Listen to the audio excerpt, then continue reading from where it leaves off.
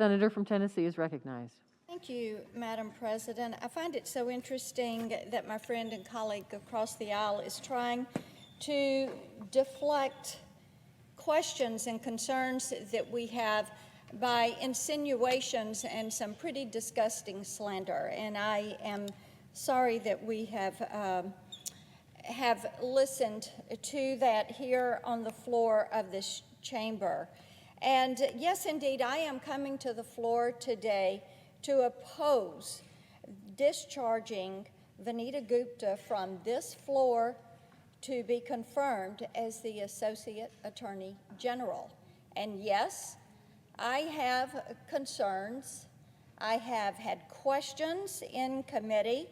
And I will tell you, I didn't expect to find a lot in common with her because I've had a difficult time finding a lot in common with some of the nominees that President Biden has sent over to us at Judiciary Committee. But as a member of that committee, it is my responsibility to approach each nomination with an open mind.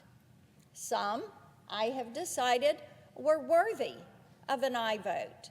There are others, like Ms. Gupta, that I feel are not worthy of a confirmation vote.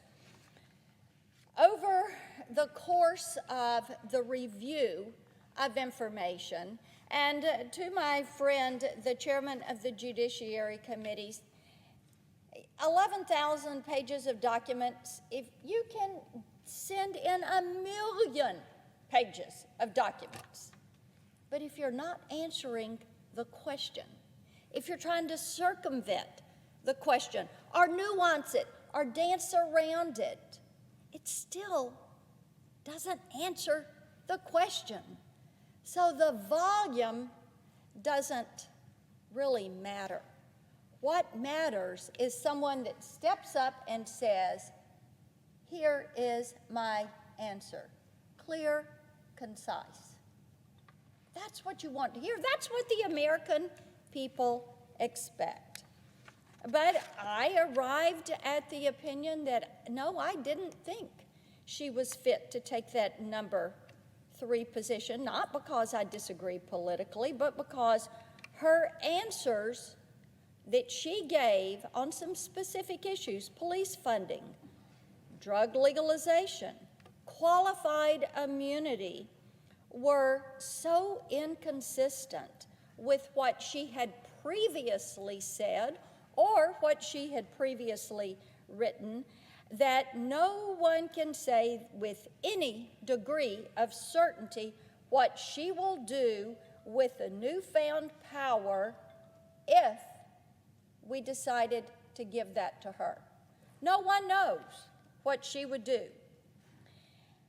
Due to the time constraints that we have on the floor today, I want to go back to the 2012 article and use that as one example. There's been quite a bit said about that. Now, she was in the position of the ACLU's Deputy Legal Director.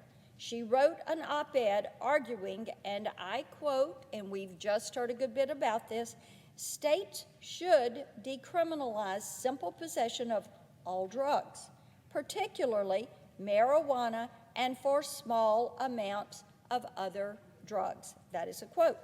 Speaking as a senator representing the interest of a state struggling to emerge from the opioid epidemic, this statement to me is a disqualifier.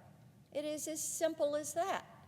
Senator Cornyn added to that conversation with other specific items that have transpired in her past. In her